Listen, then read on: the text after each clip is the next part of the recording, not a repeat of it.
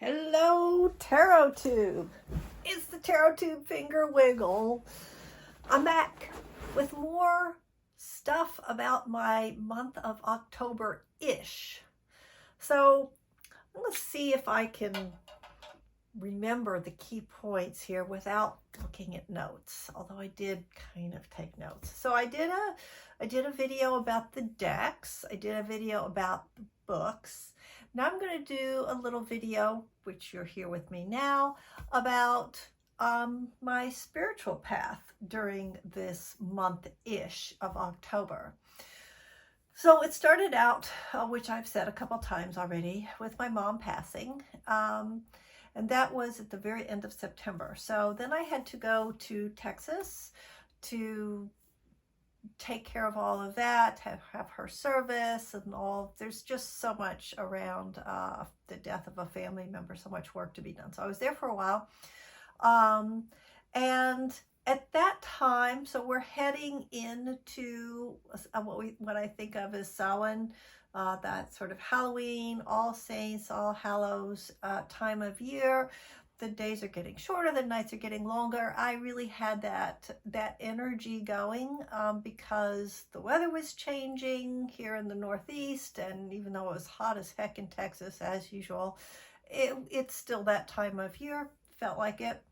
And because of what was happening in my life, my actual life, you know, the veil thinning, all of that felt very real, very of the moment. And then things got literally sort of turned upside down.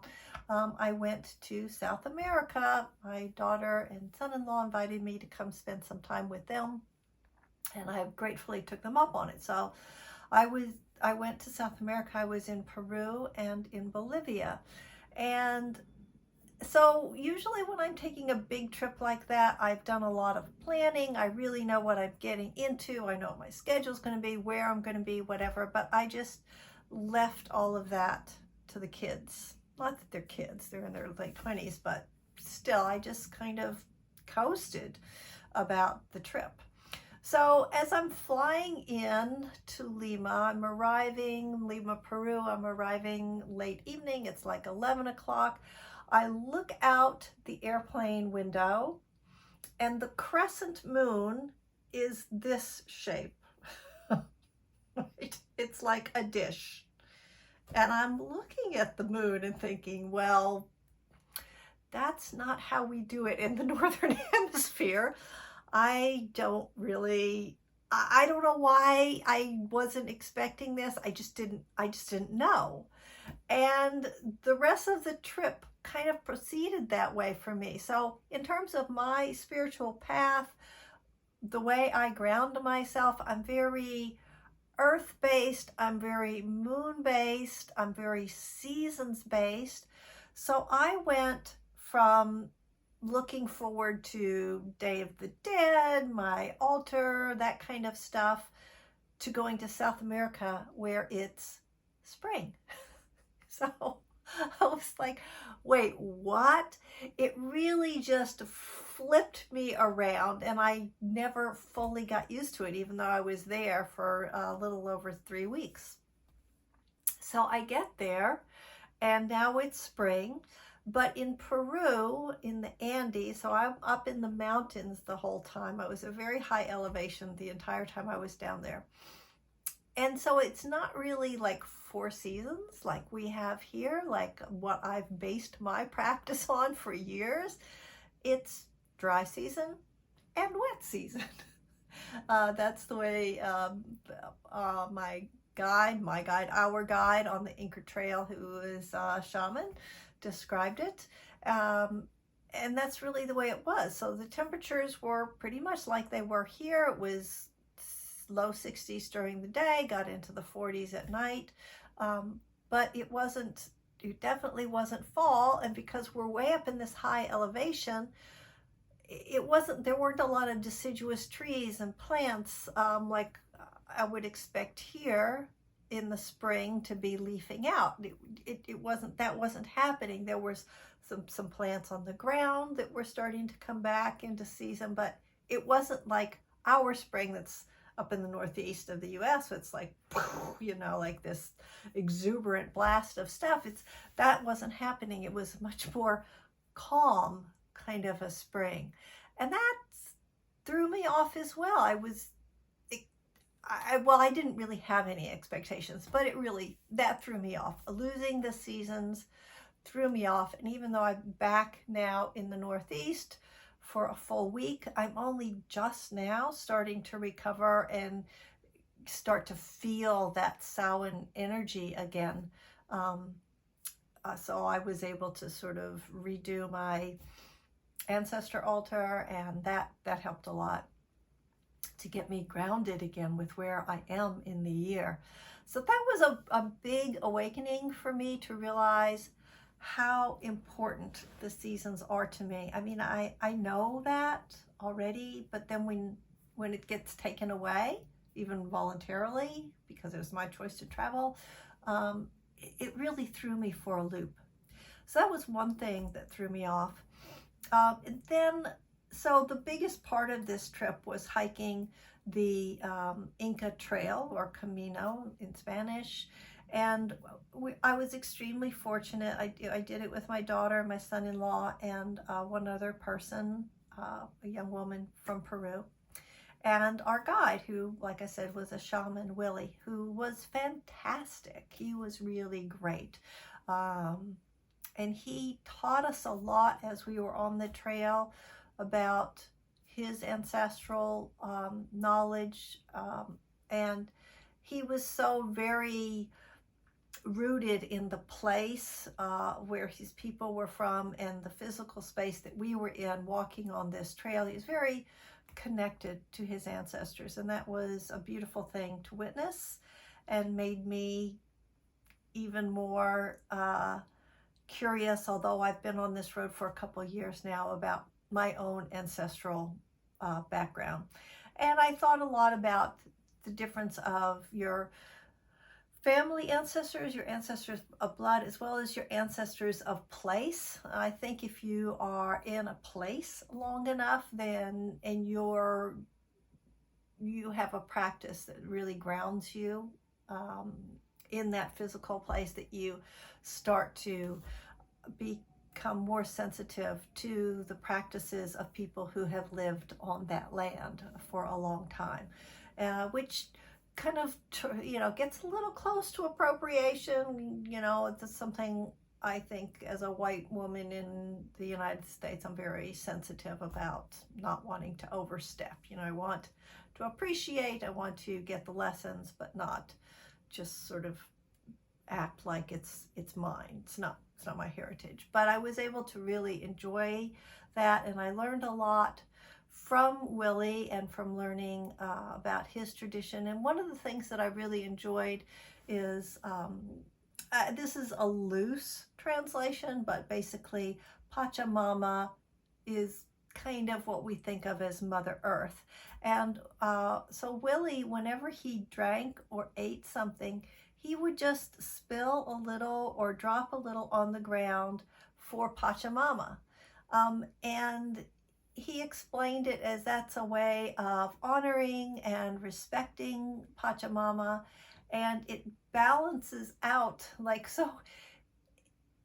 You can't just keep asking Pachamama, please let's not have rain, and not honor Pachamama. So, every day he did ask, please Pachamama, no rain, but Pachamama was not really smiling on us. We got rain every day.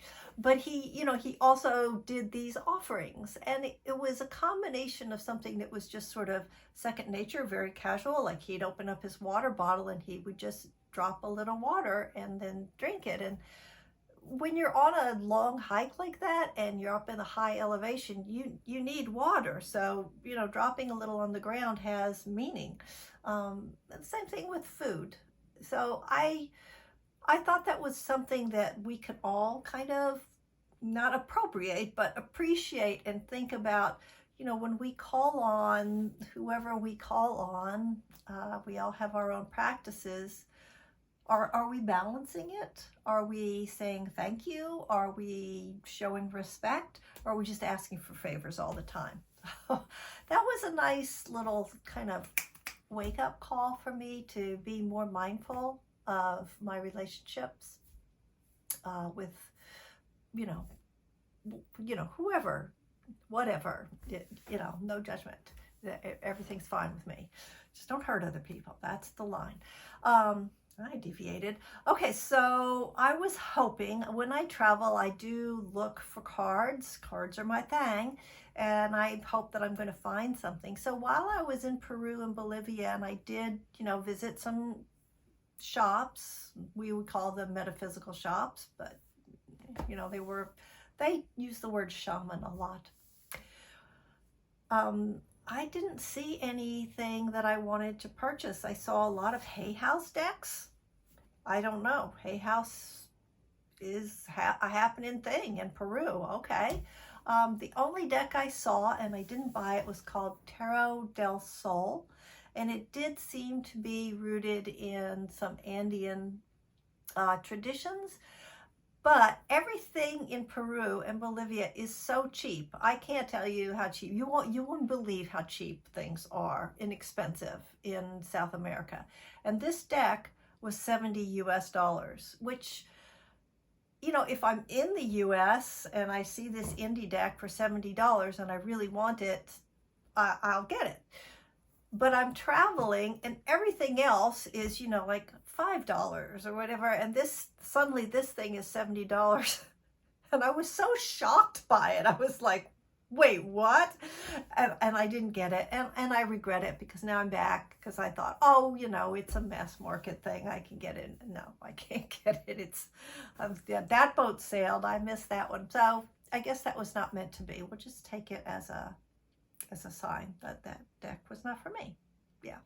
So nothing new to report on the cartomancy scene in South America. I was really blessed to be around, I feel blessed to be around a lot of indigenous people. Indigenous people in Peru and Bolivia have a real voice, more than we see here in the United States. They are present, they are influencing the culture, they are politically involved. Peru is a more complicated political situation than Bolivia. With Bolivia, I think he's called a president, is actually an indigenous person. And indigenous people are enjoying more autonomy and more rights in both of those countries, it seems to me, than they are here in the US. So that was an interesting thing. And indigenous people also wear what we think of as traditional clothing just all the time. They're not doing it for the tourists. They're not doing it for, social media. That's the way they dress. So that was really interesting to just, be sitting on a bus next to somebody in this full traditional dress with a hat and everything. That was pretty interesting. That was very different from what I'm used to here. So I would say that in terms of my spiritual life while I was traveling, things were really, really upended because of the seasonal issues and because of, I really was never able to fully get my bearings. It's like when I do a reading, I call corners, I pay attention to the directions of the compass and things like that. And there were times when I just couldn't even figure out where east was without looking at a compass on my phone. I couldn't feel it. I was very confused. And the night sky is not what we get in the Northern Hemisphere. Well, I knew that, but then when you see it and you look at it, and it's like, I don't understand what I'm looking at. That was really something. And in the Incan religion, I learned that the way they look at the stars is very different. Like we look at the points and we draw the lines and we get our little astrological signs that way. But in the Incan religion, they look at the Milky Way and then it's they pay attention to what's dark, like the negative space. They find their shapes that way. So that was a really different way of looking at it. So altogether, what I'd say about my spiritual work while I was traveling is it was like you take a deck of cards and you just throw them up in the air. Remember 52 pick up? You just throw everything up in the air and it falls down, and it's just like, wow, this doesn't make sense to me. I'm like, so it was really disorienting. And all I could do was just sort of stay curious and do my best to be grounded and just be there in the moment and see whatever I was seeing. It was pretty crazy. I've never had an experience like that, and I've been around for a while and I've been traveling my whole life.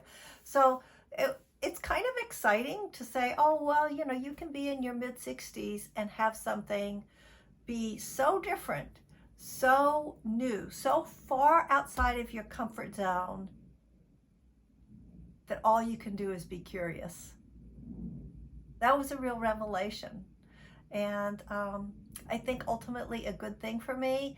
And so I'm continuing to stay curious and say, well, I wonder how those experiences are going to impact my practice now that I'm back home, now that I have all the tools that I'm used to. You know, am I going to sometimes look at the night sky and just see it differently, or appreciate that the crescent is not a bowl, but it's either this or this, you know? Will I be able to see things through fresh eyes, having looked at some other stuff?